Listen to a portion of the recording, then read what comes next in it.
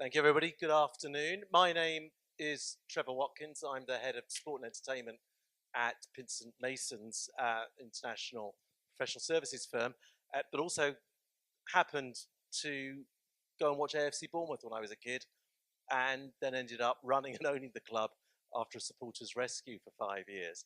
So I'm delighted actually to be sitting here this afternoon with three good friends and colleagues who have, in their own right, gone in and stepped in to do a huge amount within English football.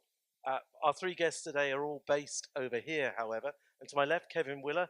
Kevin, I've known a number of years, one of the first two employees at Google in Chicago, when Google had less than 200 people generally. But a lifetime since, which we'll touch on, that has seen you go into women's football, investor at Leyton Orient. Shilen Patel in the middle. Shilen, actually a resident not far from here, grew up in the area, and finds himself now as the owner of West Bromwich Albion, first Indian American owner of an English professional soccer team. And last but not least, on the end, Dre London. Dre, many of you may well know for his career within music, managing Post Malone and many other artists. Also, owner and founder of a leading tequila company, I'm told. Correct. Correct. And a minority investor at Crawley Town. So from Brixton to living in the US, and now minority investor there. I think this is going to be a hugely entertaining discussion over the next sort of 35, 40, 45 minutes.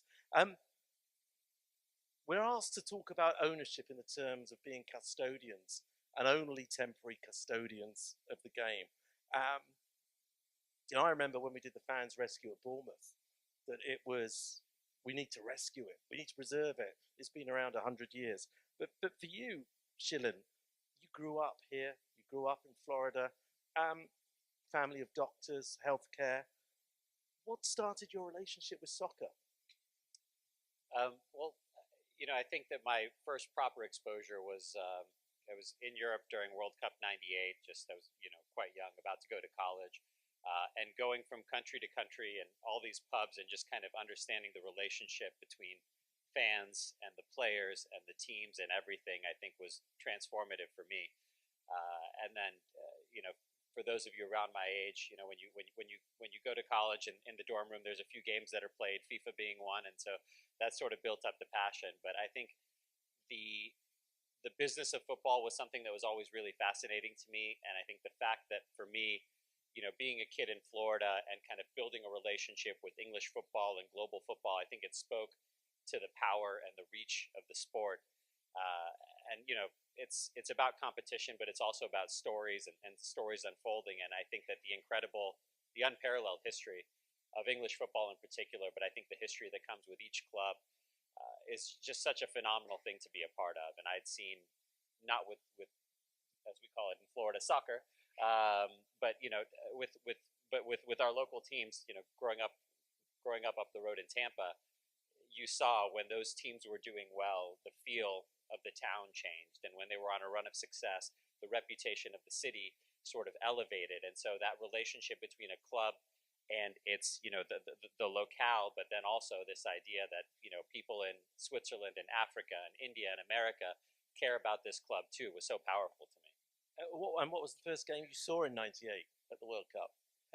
I wasn't. I got the pub view. Oh, you got the pub view. So I did not get to go to any matches. But it's funny. You go through and Romania's playing somebody, and all of a sudden you go in. There's like 55 Romanians in in Prague that are that are doing what. And it's just like wherever you went, just seeing people kind of gather together to watch the sport, whether for love of the for love of the side or for love of the sport. It was just amazing. And for you, Kevin, I mean, I'm sure the audience would love to hear a bit more. But what took you into football? Took you into soccer and sport? Yeah, I was just going to say when you were talking about the World Cup, 1994, the first World Cup match was in Chicago, actually, which was kind of an interesting. And that's your thing. hometown. Yeah, it's my hometown. And thanks for having me, by the way. I appreciate you having me out here. I studied in London in college, abroad, for a semester, and there was no sports to watch, and got really into English football because you just had to. It was what was going on around there, right? Got into the Premier League, and then always said to myself, like, I'd love to, maybe get involved in a team at some point, maybe get to invest. the Premier League's above my pay grade. It just is what it is. So I was looking at a club that was more accessible. We met through some great people in Chicago, and you introduced me to Nigel Travis, our chairman at Leyton Orient Football Club. Who's heard of the Leyton Orient Football Club? Anybody? All right, we got some. Oh, they got some new figures. It's competing fans, actually. There'll be tickets to any West Brom, Crawley, or Leyton Orient game out of this. We've been around since 1881, so we've got some history. But we had to run into some hard times a few years ago, and some investors got involved, and now are in League One. Though in the lower half, we got to keep working really hard. But it's great. I mean, we're in London, and we have a great supporters group, and it's been a lot of fun. So we'll talk more about that. I mean, Dre, born in Brixton. Yes. You come over to America. Yes. Hugely successful in music. I mean, my 12-year-old is incredibly excited that I happen to know the manager of Post Malone. But your passion and having built that career, Crawley Town, 16% shareholder, thereabouts. Why football? Why get involved? I know, I was thinking the same thing. So, why football? Because I had to look back at how I was going to give back. Like, me coming back home and doing stuff more back home after leaving England in 2008. I left and I came here to seek this entertainment dream. I didn't even know I was going to be a manager, agent. I just said, I'm going to leave England. I'm going to be the biggest thing I could be in America in the music business. Obviously, there was a lot of hills and valleys to that, a couple of couches and a couple of other stuff on the route to getting there. But after discovering Post, making him the biggest thing in the world, one of the top 5 artists in the whole world, going on tours, doing all the things I'd done, I said to myself, how am I going to give back? How can I change the future for someone that looks like me? And I had to dig deep and say to myself, where are you coming from? And where I'm coming from is from England, South London, where I used to kick a ball around in a estate, in the concrete estates, kicking a ball. Like, all inner city London dudes understand this. And I went from kicking a ball there to playing for South London to playing for Crystal Palace when I was young. Then I got an injury when I was 13 years old, and I started liking light-skinned girls and Nikes, and it all went out the window. So after that, I guess the entrepreneurial side came in while I was in school. I left school, and by the time I'd been through so much things in England, from selling properties to doing this to doing that, when I got to 28 years old, I said I was going to go to America and just make a change, because I felt like there was a ceiling at the time in the entertainment business in the UK. Not now, but back then there was. So I came here seeking, and what I found after 8-9 years became Post Malone. And taking that to where I taken it, I just said to myself, how on God's green earth am I going to give back to the inner city youths that grew up like me? I'm going to go and get involved in football. It was a crazy thing how it all started. It was actually me and Idris Elba. We was having a conversation, and Robert Earl told me that Charlton was up for sale some time ago, and it all started from there. And when the journey started, at first I was like, me, a football club owner? No way. No way. And then the more I started thinking about it, and then I traveled to Dubai one time, and I met up around Qatar time with the World Cup, and I was with Titus Bramble, and he showed me a long group text with all these different ex-black soccer players, and I think this was what really did it for me. He said that all these ex-players, Les Ferdinand, this one, that one, they all wanted to be in management, coaching, and they wanted to have more of a chance that they were getting in football. And I think that's what really struck it for me. When I was thinking, hold on, there's no one actually representing the people of color in football. And I know we had this here in America in the NFL until Magic Johnson went and bought the Washington Commanders. But I said, like a crazy guy, I'm going to have to be the Power Ranger and try and bring this back to England and mix the American entertainment side of things with the British tradition, if that makes sense. And bridging the two, I know we could do something different. So that's what brought me on that crazy wild journey. And I think we'll come back to Crawley Town, and actually I think you two play each other on Boxing Day. 20th against 21st. There'll be a Shillings mediating in the middle at the moment. But shit, I mean, I saw Kevin was trying to steal that heritage in 1881. You're 1878. I made a note of this. Salter's Spring Works that turned into the West Bromwich Albion Strollers. But yeah, you've taken over a historic club. What does ownership mean to you? 146 years of history you've inherited. Yeah, I mean, I think you compare 146 years to I've been there 9 months now, so I think that the reality of your place in the history of a club like that is very apparent, and I think it's impossible to kind of ignore. And just walking through the stadium, walking through the training ground, seeing these bits of history and memorabilia from the 1800s and and stories of players being signed in the trenches in World War I and all of that, and the fans that come and talk to you about generations of fandom. I think all of that just leaves a huge impression on you. It makes it very clear from day one that you're here for a little while, and you have a responsibility to kind of bridge the gap. And there's a board there's several boards in the in the stadium, but one of them is all the former chairmen of the club, and it's a long list, and you just kind of see that I'm going to be there. There's going to be many names that follow me, and so you understand that in that moment it's the responsibility that you have, but you're never bigger than the club. You're never bigger than the history of the club. And it's not your first foray into football. Bologna, so you have some experience there, but against that, all your healthcare businesses, phenomenally successful. What's been the difference in becoming an owner of a club to the owner of a healthcare business? Well, I think it's the business of football is so fascinating to me, and I think that when you look at North American leagues like NFL or NHL or NBA, there's this parity that's sort of built into the rules and how the competition works, and they have one goal: it's to win a championship, win a championship, win a championship. Football is very different. I think that there's in the Premier League there's a count on one hand the clubs that can realistically have that goal at the start of the season. Some people may find themselves up in those regions, but 5 that are telling themselves that's what we have to do this year. For everybody else, and then you go down into the lower tiers, it's just like the business world. It's each of these is its own business. Yep. Each of them can develop its own winning strategy. Yep. Each of them has its own strengths that are intrinsic to the community, to the history of the club, the infrastructure. So to me, as a business nerd, I really responded to that. And I spent 20 years running healthcare technology companies. I could walk through this entire casino and I might find, a dozen people who want to talk to me about, claims adjudication software and insurance companies. But you mentioned football and the conversation doesn't go any further than that. So it's amazing to be, like the relationship that people have to it. But to me, that business aspect, and then as an investor, and I know you've got that investment background, it's just, you think about the progression of players, and it's almost like, venture capital, private equity, IPO, these players have to move through stages, and they need somebody to kind of foster their career through those stages. And I think that aspect that, you can, it's not just about, signing a superstar, but helping to build a superstar, these other things that you can do to kind of contribute to the fabric of the game and the sport is pretty amazing.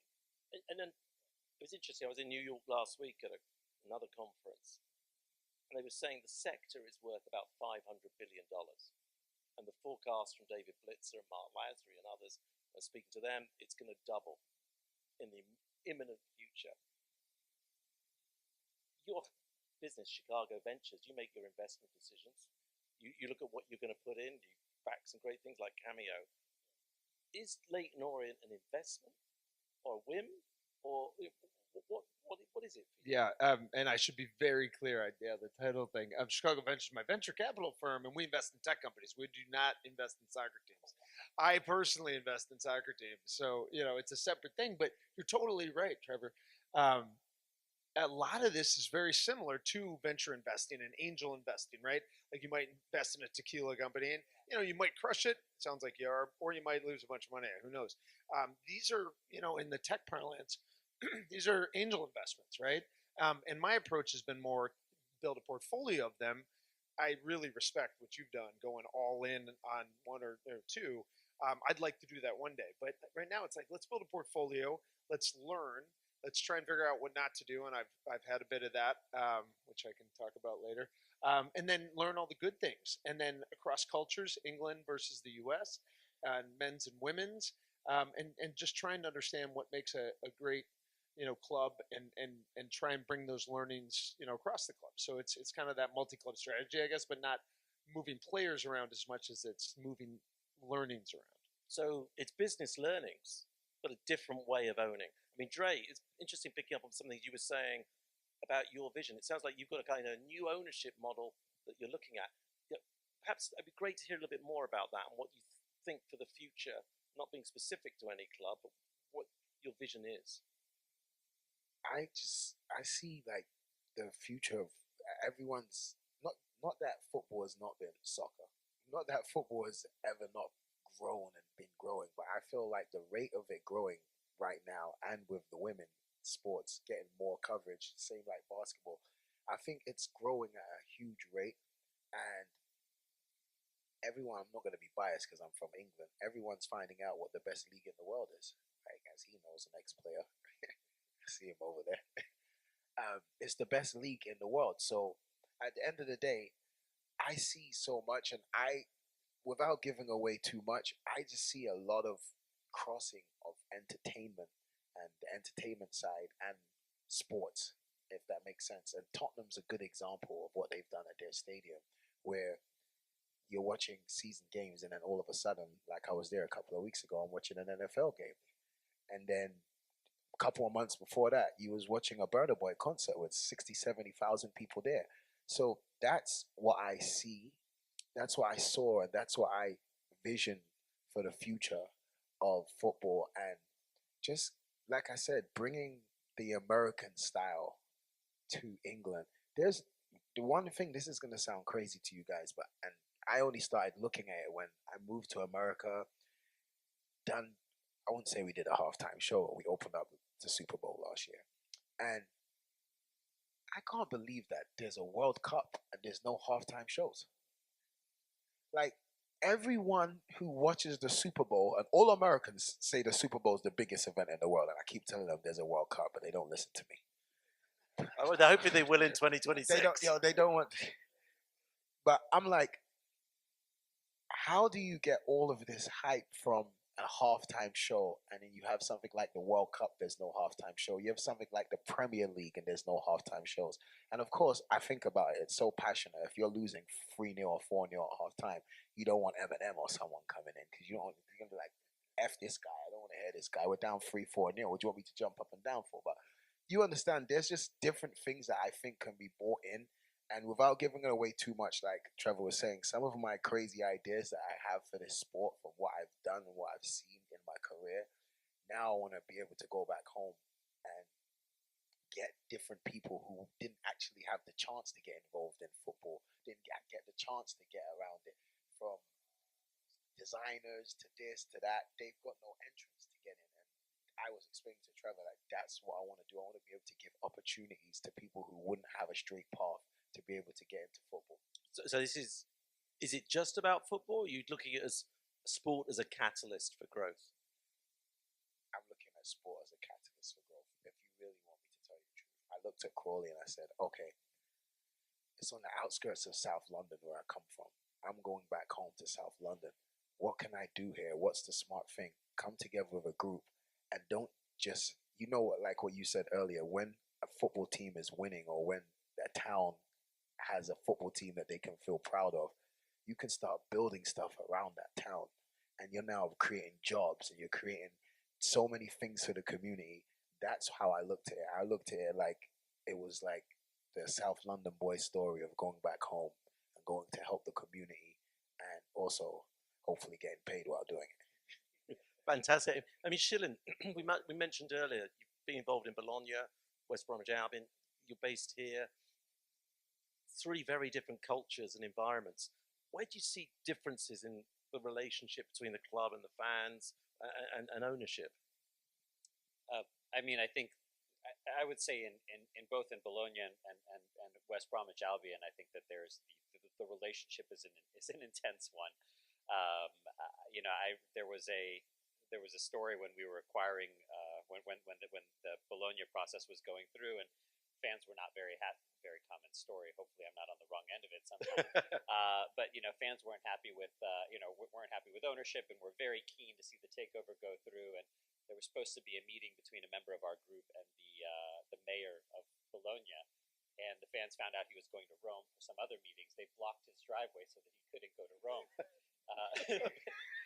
But it just gives you a sense of what it means, and this, similarly with West Bromwich Albion. I mean, I think it was the passion and the mandate of the fans that forced the change. And so I think that this idea that it's our club. You might have a business whatever technical ownership of it, but you're running our club. Yeah, that's what Trevor told me. Like at the end of the day, and that's also a reason why. If I still lived in England, I'm going to tell you all in this room, I would never have done this. I would never have still lived in England and had any ownership in a football club. No way. They'll find out where you live. Like you said, they'll block the guy's door. You go in to buy a business and trying a champion. A couple of games go wrong or something goes wrong. All of a sudden, you got fans outside your door or letters telling you what to do in your life. I can't do that. So I said, I'll do it from America and go back and forth. If I had to live in England, I don't think I could do it. That's how passionate. A safe option. I mean, Dre that passionate over there. These fans, it's their club. It's not yours. Dre mentioned NFL. And of course, we were together, Chicago Bears, a few weeks ago in London. NFL, passionate fans, different type of ownership? 100%. I mean, that's just a whole nother level, of wealth, obviously, with the latest clubs going for $6 billion, and now private equity money coming into it, right? But the fans in those leagues, I would argue, or the supporters, don't have to, or the owners don't have to listen to the supporters as much. I'm a Chicago Bears fan. They've been terrible forever. They don't have to deal with people coming to your house or blocking your driveway or whatever. We Leyton Orient Football Club, as we were talking about earlier, in 2014, we were a penalty kick away from at Wembley from the championship, and then the club was sold to an Italian billionaire who did a very poor job running it. And it went down to the National League, and the supporters were going crazy, and they forced the sale to Nigel Travis, and he's helped bring it back up, and with our investment group. But yeah, you can't in the NFL. I think that's the difference. You can't get relegated in NFL. They can pick up and move, and without the fans having any say. Yeah, for real, because the Raiders, they're now in Vegas. So you're right. They can pick up and move, and it's a different franchise. And now everyone's going to Vegas to go and watch an NFL game. So you're right. It's kind of crazy. But in England, it's where you come from. It's the tradition of your local town. It's your kids. It's like 70 years of your life, 50 years. When you're going to tell an old guy that's been supporting this team, buying the shirt for 50 years that he has no say? It just doesn't work like that. It just doesn't. And the one thing is that relegation. That relegation is it.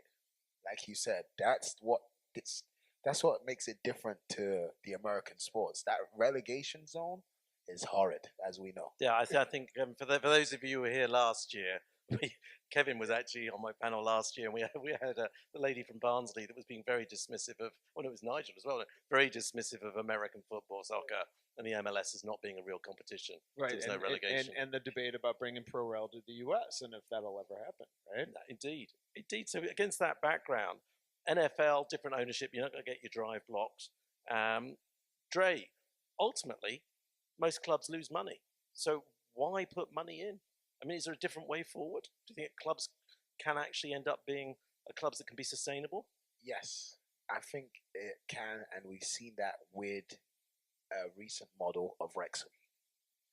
They came in, they wasn't even in a league. I can't go into the depths of what I've heard, but TV money came and helped them buy the club. They didn't even take a penny out of their pocket. Now the club has got TV rights, sponsorship. The first season it was TikTok on the shirt, this, that, a story behind it. Hulu and Disney in the UK. Next, they're buying players, and they go up and they're in League Two, and they're buying players from the Championship. And they're now look like they're going to go up again. So yes, and I'm not saying everyone has that story, but yes, there's more to it now. There's a lot more that's surrounding it. And on top of some of the things I'm thinking with modern day merch, with real estate, there's a lot of things that you can dress around that club and around the town. If you notice, Newcastle, if anyone's ever been to Newcastle and seen them, their stadium is in the city center, in the middle of the city center. Like, so when you own that club, you're in trouble because that is the heartbeat of the town, and they're watching every single thing you do.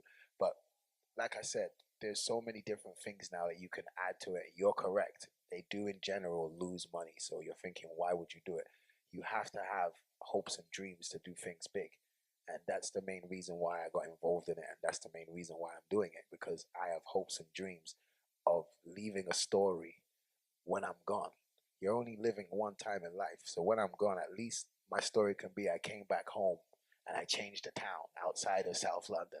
If I do that, I'm happy. I tell you though, one of the few clubs that has done well financially is West Bromwich Albion over the years. So as a philosophy of ownership, obviously, Shilin, you've come in at a time when the previous owner had hit some difficulties, geopolitical, financial, and so on. What is your philosophy of ownership? I mean, fifth in the league, unbeaten, although a lot of draws, but really nicely positioned. How's the club going forward? What are the ownership principles? So I think that was one of the things that was really interesting about West Bromwich Albion was that they had found a way to kind of sustain without always having to kind of dig into into the pockets of ownership. And I think it again it comes from kind of setting the right goals, having certain success metrics, and you have to have your if the definition of sustainable might you have to nail down what you mean by that. But I think that there's a path because the right players get more valuable over time, the right clubs get more valuable over time. And again, I think in the world of tech, you kind of understand this. You put in, and then you have validation that wow, this thing is truly grown in value. And so I think but I think that it's important to understand kind of what is set your level of ambition correctly. And then I've seen certain clubs like more recently like a Brighton or some clubs like that do it as well, where they kind of have their operating philosophy, they have their strategy, and that strategy prevails over any personality within the club, whether that's a player or a manager. It's governed by a philosophy, and that kind of keeps it all together. Really great example. I love the Brighton example. That's Brighton making a profit. That's exactly what I look at, the Brighton example. And Brighton's not just thinking how we are, like how the same way we're thinking. Brighton's not just thinking local Brighton town. Brighton is thinking global. They have scouts all over the country, all over the world, looking for the finest players. And that's what I feel having ownership outside England can do. It doesn't just keep it narrow-minded, that you can have the best players coming from the US, the best players coming from Brazil, Africa, and all these different places. So that's the model I actually look at and say, look at Brighton, look what they did. It's a philosophy. It's a system. You either it works or you work without a system, and you've seen the clubs that don't. Well, and I think Dre's totally right on. I mean, looking at other revenue streams and finding other ways to monetize, whether it's the assets or the stadium or around the stadium or whatever. Because the reality is, and it's crazy to me, everybody's got to publish their financials, right? Mm-hmm. And you could look ours up. We lost a few £1 million last year, but management would say we lost less than other clubs in our league, so we're doing better. I'm like, that doesn't make a ton of sense. But then it begs the question, not to be the contrarian here, but like, is all this? I mean, I think is there 30 clubs in England that have American investors at this point? From the top, at least. Is all this investment money kind of propping up a lot of these clubs? And if they're not run really well and they don't have a North Star and like values and stick with the strategy, are we going to see a bunch of clubs have a lot of struggles? And that is fascinating because, I mean, we've got 130, 140 people now in our team, Vincent Masons, doing this kind of work. I would never in a million years have thought that when I got involved in taking over Bournemouth. There's a whole industry. I won't talk about lawyers, but anyway. As to talking of bad words, though, is profit a bad word in football? I mean, if you could somehow be profitable and compete on the pitch and get to the next level, that'd be great. I don't know if it's reasonable now. I think my team is a great example of that. Arsenal. Can you be profitable? That team's been run like a lean machine for over 20 years. Whether they've won the league or they haven't, I think you look at the Arsenal philosophy from buying players like Anelka when they were young, that wasn't worth nothing, to selling Anelka, ending up the money from selling Anelka, building a whole training ground. Like, you're saying, can football make money? How can you be mad at the profit of football when you can do stuff like that? And then they've sold their old ground, Highbury. And what did they do with it after they sold it? They built houses on it and built apartments. So how can anyone be mad at the word profit? We're taking a gamble at a business that's losing. So the number one thing is to get that P word, pushing P. Well, it's interesting when we're talking about custodianship as to, in your businesses where you've invested money and it turns a profit, you probably expect a dividend. I was going to say dividend might be a bad word. Profit is not.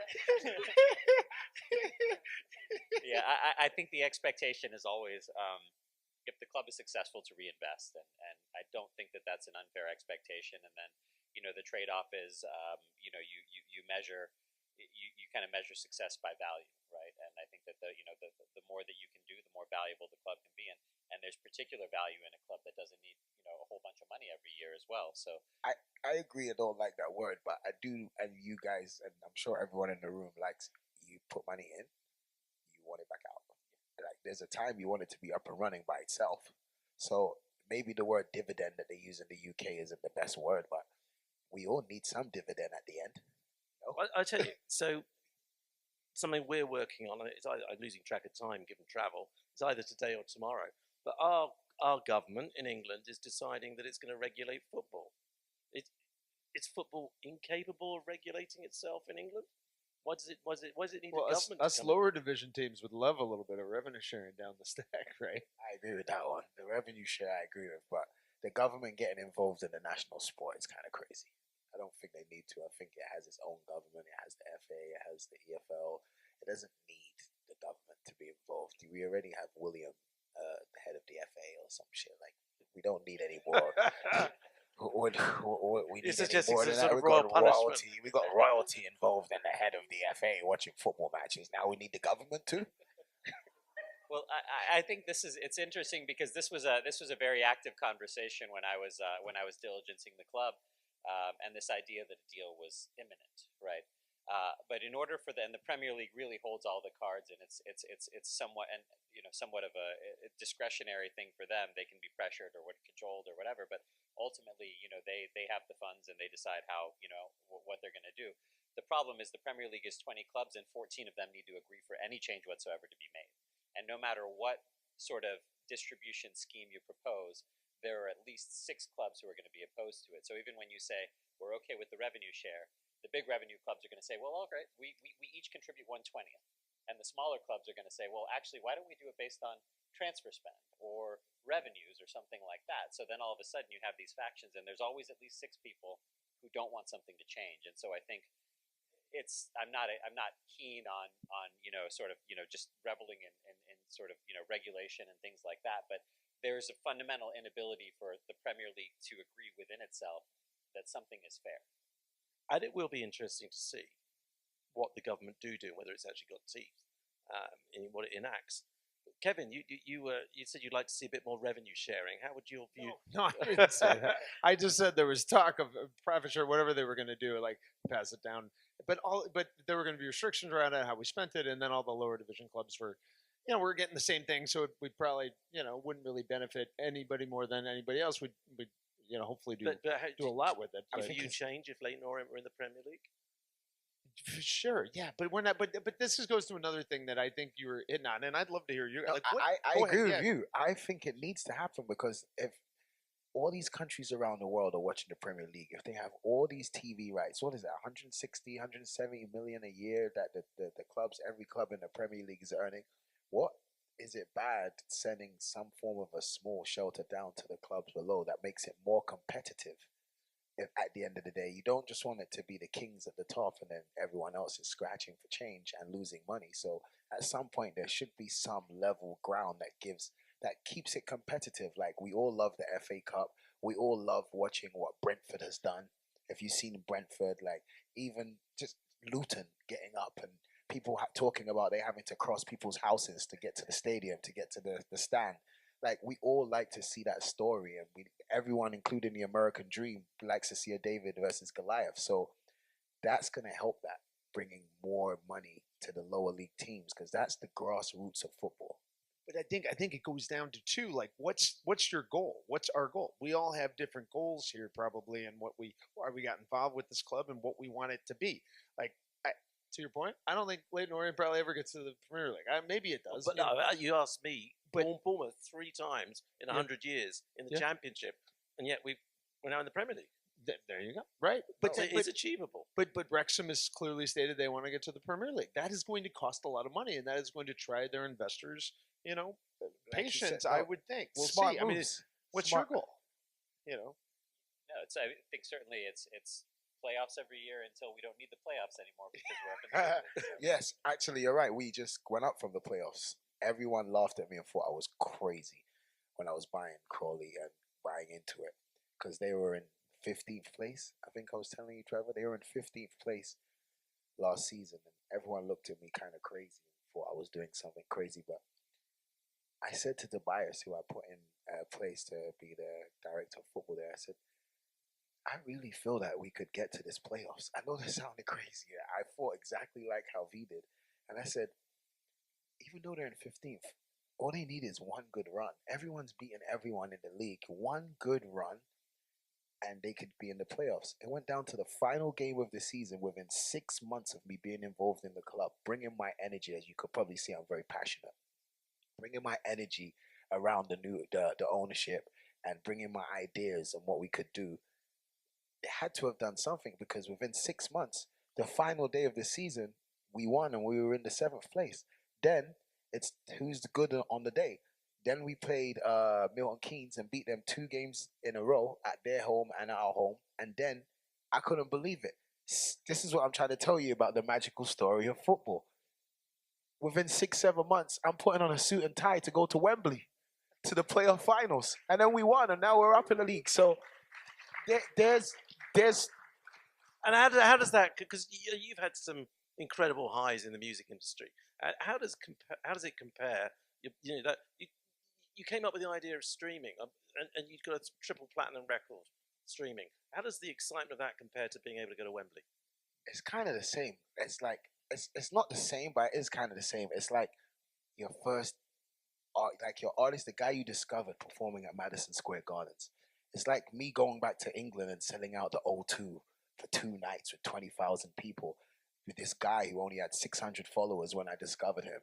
It had the same feeling, but it was actually a little more butterflies, because you put your money into it and then you start watching every Saturday. You start putting you start becoming passionate about this thing on a Saturday morning, because it's in America. We're watching a different time. Every Saturday or weekend, you're putting your passion into this. So when you know that there's some form of a win, or you can get a win at the end, it gives you that great feeling, because it was like I was looking at my own shoulder and saying, I told you so, listen to your gut, because it was real. Not to say that we're not in a relegation battle already at the beginning of next season, but I'm just telling you, we plan to do the playoffs again. can I would just. I mean, my happy place is Brisbane Road. I love getting the suit on and the tie on, and then we actually won League Two. We won the cup a couple years ago, and being there for the trophy presentations, we went around the pitch and clapped the fans. It was like, it's a beautiful London day. You know, it was just that makes it all worthwhile. It's so great. But there is heartache in football. Trust me, I know there's heartache in football. It's not all fun and games and playoffs and going to Wembley. There's also heartache. I'd said I was just talking earlier. We're 2 down at Everton with 3 minutes to go and somehow win 3-2. And equally, we've been playing Barrow 1 up and losing 2-1. It's it's incredible. I mean, Shilin, you spoke earlier. We're coming towards the end of our session. We could probably talk for hours. You talked about the nature of it being temporary. When the time comes for you to pass that baton of ownership over, what is it you would most look back on with great pride? What is it you hope you'll have achieved? I mean, I think that pride is the big thing, right? You want people to be proud of that time that you were in charge.